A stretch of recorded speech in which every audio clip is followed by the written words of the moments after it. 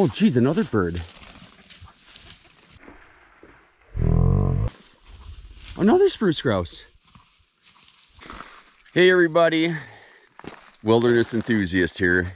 It's been a while since I've done a video, so I figured I'd bring the GoPro along for this trip.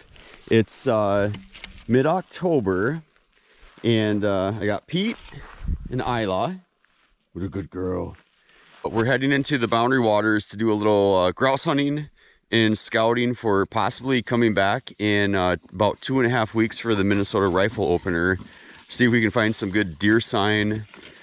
I was moose shed hunting back in this area back in the spring of 2020, and I found some pretty nice deer antlers, shed antlers.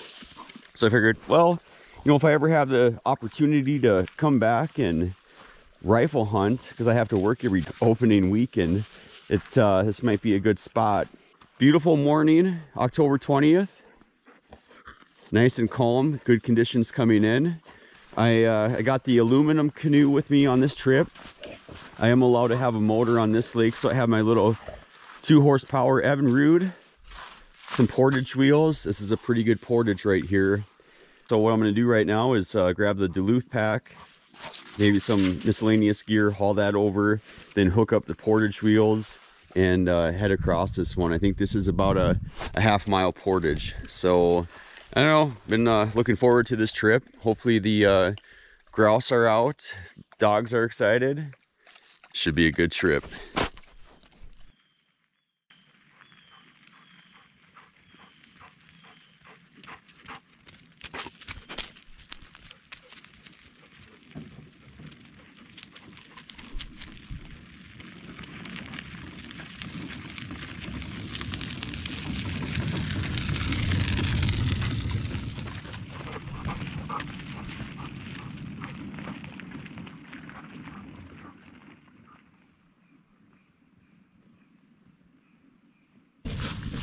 Got a little log cabin pizza for breakfast once I get to the end of this.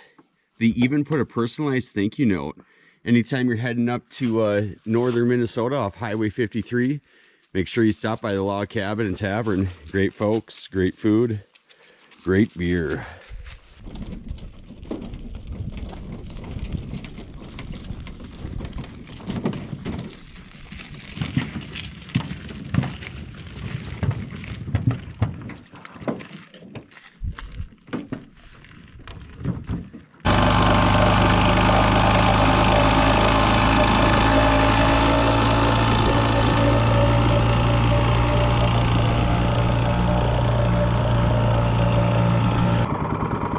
Well, just trying to figure out where the campsite is.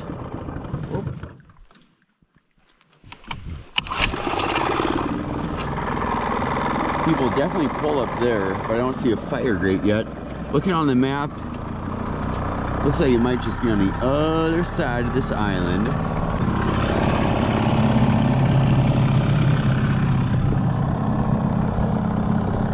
I tell them to wait, but they don't listen.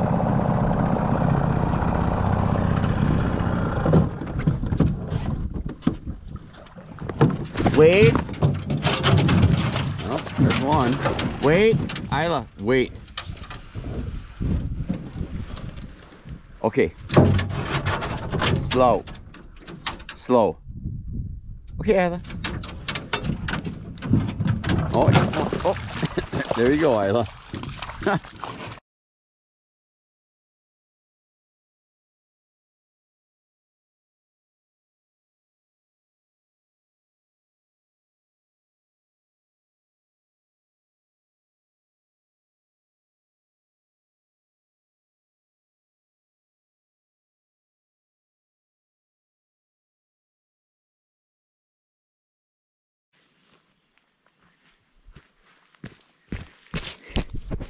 And there you go. 10 minutes later, tent is set up, and the dogs will sleep here on this green pad with the extra insulator below them, and I sleep up on that cot. So we're getting closer and closer to heading out into the woods. I'll just kind of tidy things up, The one thing that I always like to do is get a camp all set up and ready to go. So in case like a random rainstorm or something came in, I can get back to camp. Everything is dry, everything is ready, crawl in a tent, especially when you're dealing with the temperatures that we have right now. Highs in the 40s and then lows in like the upper 20s. So it's important to stay dry and avoid that hypothermia. So this is what it's like hiking around the middle of the wilderness. Kind of just find the path of least resistance. Watch the dogs. See if it's putting up any grouse. Hopefully, come on Pete, where's the bird? Where's the bird? I did find one deer bed not too far back. I'm seeing moose browse from probably a year or two ago. So I'm walking on this lighter colored area on the map on my Onyx, and I mean everything out here is just browsed for moose. I did see one nice deer rub a little bit ago, but I just came around this little white pine and I found a moose shed. So this one, oh boy, still pretty nice and brown on this side. That wasn't exposed to the elements. Probably has been out here for 2 years. Doesn't have any chews or anything. Boy, yeah, that'd make a nice little display. I think I might just have to bring this little guy home. So I'm gonna go ahead and throw that in my pack, and we're about halfway to the point where I really wanna scout and look for deer trails, deer sign. I haven't seen a whole lot yet, but again, I've only been going for about about a half hour now. Kind of figured I'll have to turn around about 3 o'clock and head back so I don't get caught out here in the dark. But it's a lot of meandering around out here, and yeah, nice little bonus find for sure.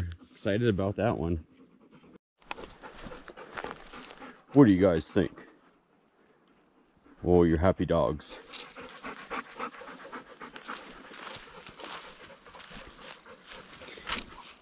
Well, either that's a really big buck or it's moose crap. I'm going with moose crap. Getting closer to the area that intrigues me, an old beaver pond, but it's just yeah, constant meander around through these woods.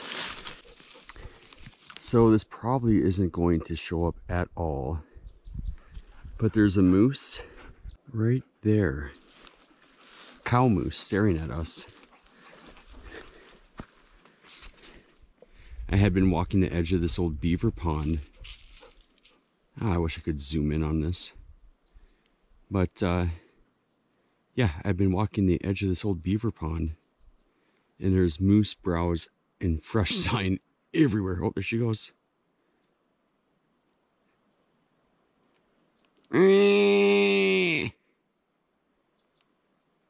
Right beyond that point. We'll see if I can zoom in when I get to the editing software. But yeah, nice cow moose back there. Oh, there's another one. Oh, that's a bull. There's a bull moose back there.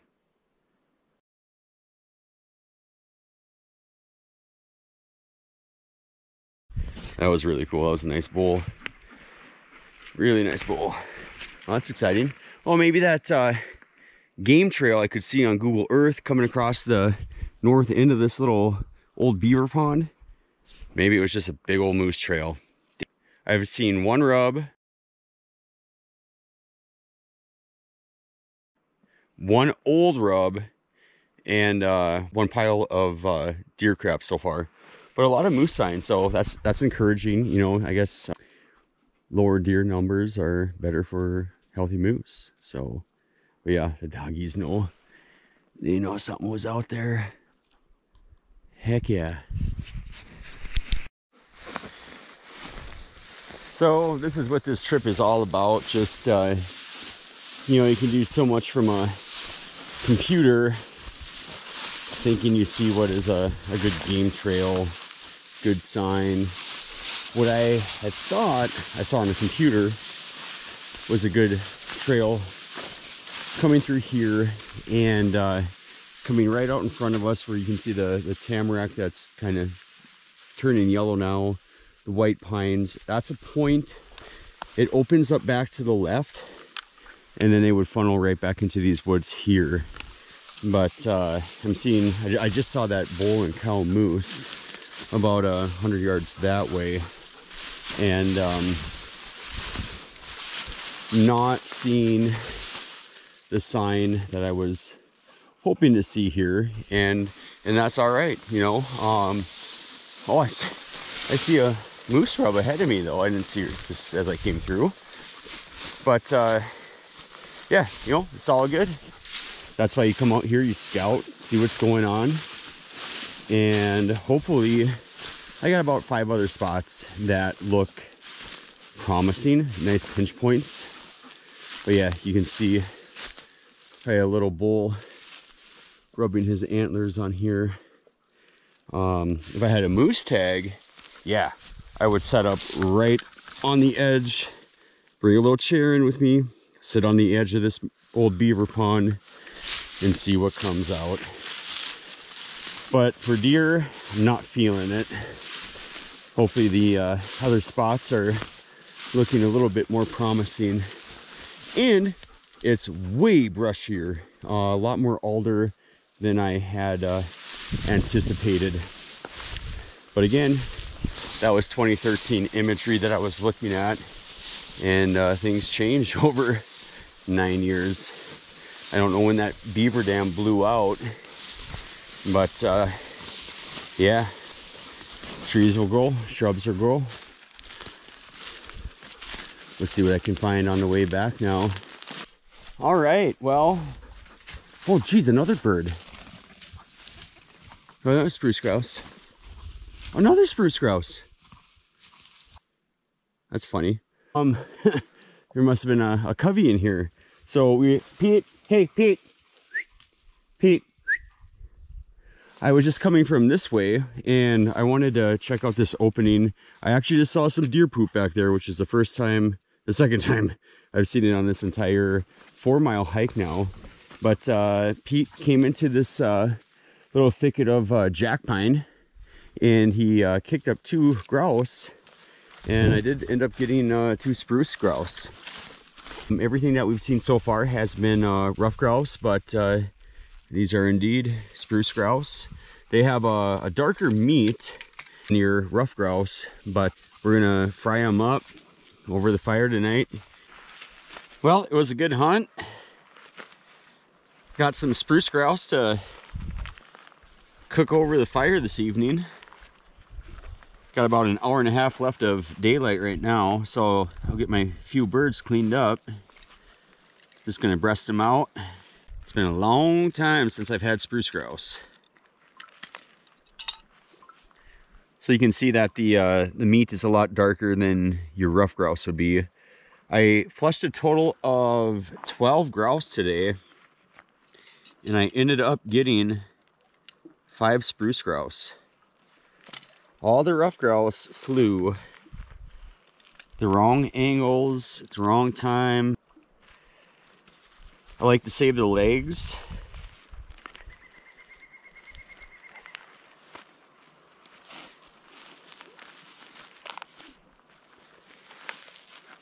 There's some tendons in there, but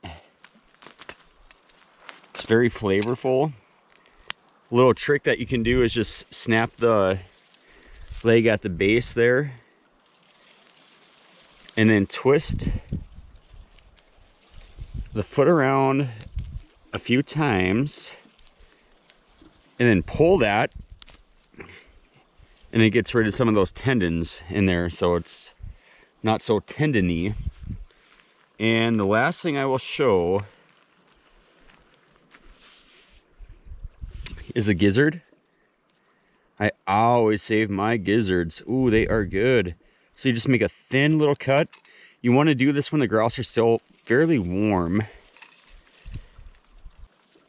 I may have gone a little bit too deep.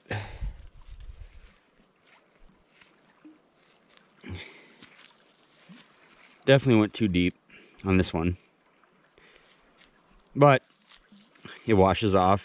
You can pull that inner liner out. And that's a good hunk of meat right there. Delicious. All right, well, the night snuck up on us fast. Isla's got her little coat on. Jamming to some Patty Loveless. Got some spruce grouse cooking in the frying pan. It's been a pretty good day. Tough to beat this. Well, it's shaping up to be a beautiful morning and afternoon, it looks like.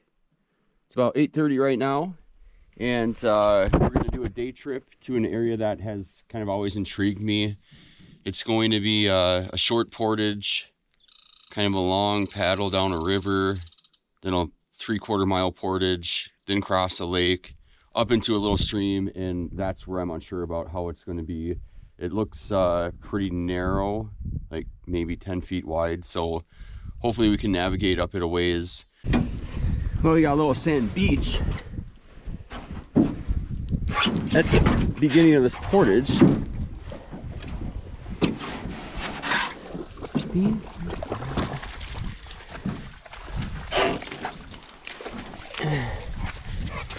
Oh, slow down.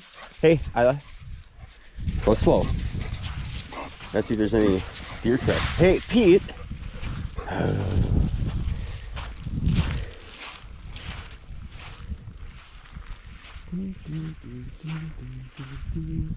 Lots of dog tracks.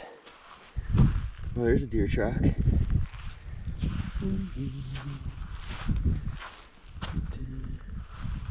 There's some deer tracks.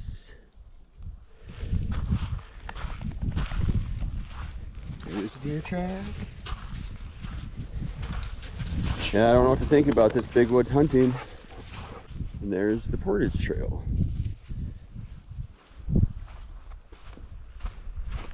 So unfortunately, I'm gonna have to double trip everything today. This canoe is like 75 pounds, I think. But with a pack, I forgot a paddle, so I need to bring, I'm probably just gonna bring both oars since I'm double tripping. But I'll drop the motor here in the motor mount, the gas can. And well, we're about halfway of the paddle down this creek to get to the portage, the long 3/4 mile portage. And on the way in, there's this, you can see how sparse the vegetation is up there. That looks like an area that probably burned pretty well in the fire, and it looked really nice and open. So if I have time on my way back, I'm going to just go scout around in there a little bit and see if that would be worth hunting in. It wouldn't be that bad of a paddle in here for rifle hunting. But yeah, wow, is it a perfect day. Dogs are loving it. Well, we're over 3/4 way through the long portage. Getting close now. I've been going for about a good 2 hours now. So the next step will be to navigate. There's actually a little beaver dam down here, so it's kind of adds an additional challenge to get back to the lake. So here's the end of the long portage, and this portage should go for like another 100 yards or so, but the beavers have it dammed up just off the lake there, so we're gonna have to figure out how to navigate through here. It looks super shallow. I don't know, I'll see. I actually didn't realize this until I just put the canoe down. This beaver pond Has like a ½ inch of ice on it. Oh boy. Oh, Pete's little weight caused it to sink a little bit. It looks like it's open just out here. It's just this edge. Pete, he's ready to go. Oh yeah. What about you, little girl? You ready to go too? Oh yeah.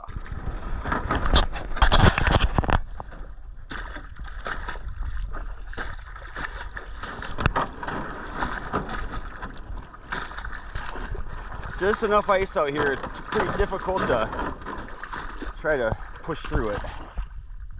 That break a little trail.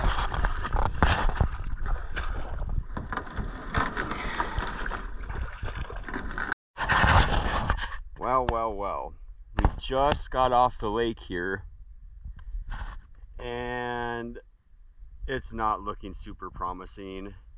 I might just drag the canoe over this little hump here, but it looks like it's super narrow and fairly shallow, and it's only probably going to get worse. So we'll give it a shot. It's again 1.25 miles up there to where I really want to get to. I don't know, this is how you learn. Like, this is always, you know, the last couple of years it's been kind of intriguing to scout this area out, and you're not gonna figure it out sitting looking on a map. You got to get out here and see actually what it looks like on the ground, because some of the imagery I was looking at was from 2013, and it made it look like it was at least 7 to 10 feet wide on average, but you know, you can't tell how deep it is, and you know, if levels have been down, this sedge has probably gradually just been encroaching in here and choking up this channel. Oh, we'll see what happens. Well, we haven't got much further. We kind of hit this little island of loon shit, and Pete jumped out and got buried. I'm gonna pull it over this one. It's looking pretty shallow. See maybe what's up around this corner. But if it's going like this for 1.25 miles, we're not gonna get too far. Well, we're about 15 minutes into it, and you can see how narrow it is. Super shallow, just kind of dragging bottom. In the last 15 minutes, I've only gone like 80 yards.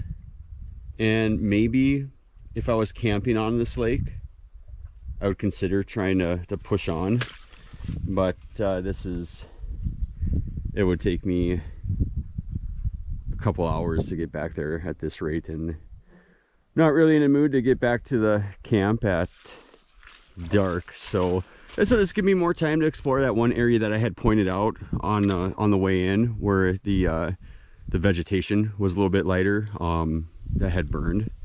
So we'll scout around in there, see if we can kick up a grouse or two, maybe find some good deer sign, and find a good place to come back and hunt. But now I gotta go do that long ass portage.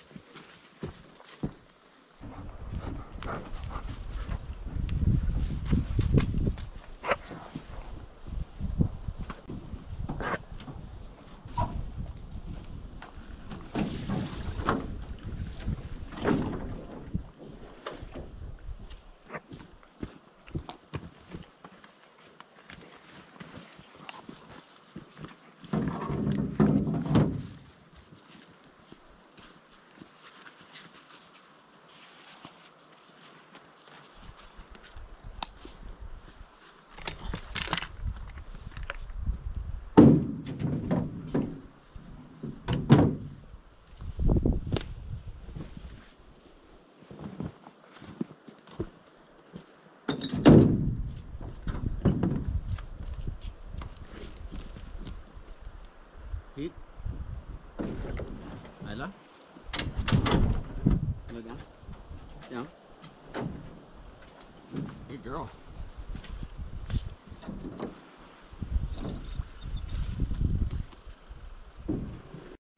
All right, first rough grouse. We were kind of working the edge of this alder. There's a lot of blowdown, like big white and red pines that are hard to walk across. like back here it's gonna be more like that, so I figured I'd just kind of sneak through here. Then I saw Pete going nuts. Heard a bird flush. And we got a grouse. Okay, good boy. Ooh, almost more of a copper phase to this one. Beautiful coloring. Nice. That is gonna eat really, really good tonight.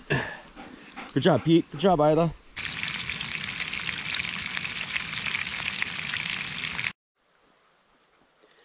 All right, well, I just noticed the first whitetail shed of the trip. The dogs haven't yet. Horn. Where's the horn? Horn.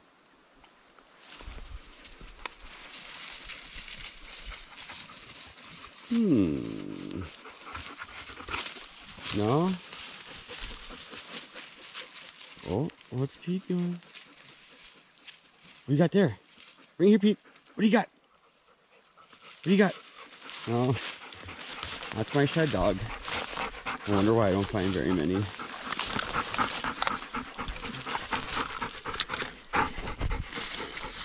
Little guy. Oh, maybe been out here for a year. But this could be a nice buck now. If it's been out here for, this deer's gonna be 2 years older. A lot bigger. Nice. Well, it's just after 5 o'clock. We just got back to camp about 10 minutes ago. Got some grouse cooking. A couple of the spruce grouse from yesterday. And the one rough grouse that I got today. And then there's a good comparison. You can see how much darker that spruce grouse meat is than your rough grouse. Got a couple tired dogs. Well, Pete's got his mind on the grouse, but they already ate. Isla's tuckered out. The sun will be setting in not too long, unfortunately. But I got everything drying out, and we'll get everything put together and be ready to go scout around tomorrow into my final spot where there's, I don't know, about 5 intriguing areas to check out, and hopefully we come across some good deer sign and have a plan for the rifle opener. All right, it's the final scouting day. I just got to this crossing that looked intriguing to me, and I found this trail coming across. Oh. And I found my first deer track of the day coming across here, which is very promising. And I'm just going to continue to walk this way, and it looks like this point right here, there's a red pine I could get up on. It's probably about a 150-yard shot to here, and then we'll see what the other side looks like. But that is encouraging. There's also moose tracks. This could be a fun spot to sit and see a lot of wildlife activity. Just behind me, there's more open water, so this kind of forces them to cross in this general area. But yeah, I can see there's a trail here. Things are looking up, so if I can see, now if I find a big rub or a scrape, that'll get me really excited. And I think we actually jumped a deer on the way, and I couldn't tell. It looked like I saw some movement. Again, here's another area they're coming across here. All right, well, it's about 2.5 hours into the hike, and we just finally put up a couple grouse. And what happens when I knock one down, Pete doesn't retrieve it, even though he's a retriever. Pete, he'll just stand over it and kind of lick on it or nibble it a little bit. But good boy. I missed it on the first shot and got it on the second. And since I'm way back here, what I'm going to do is just go ahead and clean it up right now and bring it back to camp. Well, I just started walking, and like 20 yards later, they flushed another one. Oh, there's a nice big bird there. Oh my gosh, there's another grouse. It was sitting right here in this tree. That's really funny.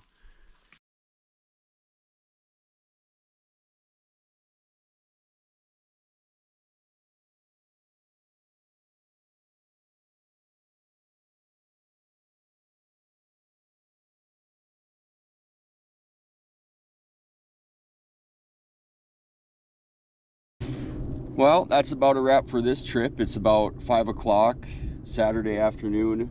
I was going to stay tonight and pack up in the morning, but you know what? I explored everything I wanted to explore, found 2 decent looking areas to sit to come back here and rifle hunt, and I figured, well, I might as well just get a head start and get heading home. It's 3 hours to get out of here, and I don't know, I'm about an hour away from the vehicle right now, so I don't know, we'll be back here in just about 2 weeks with the rifle instead of the shotgun in hand, and hopefully we can connect with a Boundary Water giant. So stay tuned for part 2.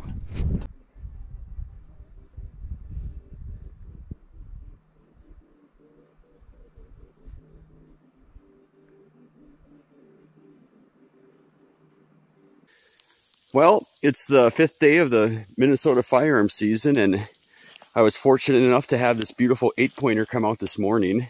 Very, very nice deer. So I've been seeing quite a few deer, a lot of small bucks, and this is by far the biggest one. And you can see it's kind of like snowing, sleeting right now. We have a big system moving in tomorrow. We're forecasted to get upwards of about 1 foot of snow. So I'm very happy to be tagged out, and hopefully we can do our Boundary Water trip next year. All right, thanks for watching.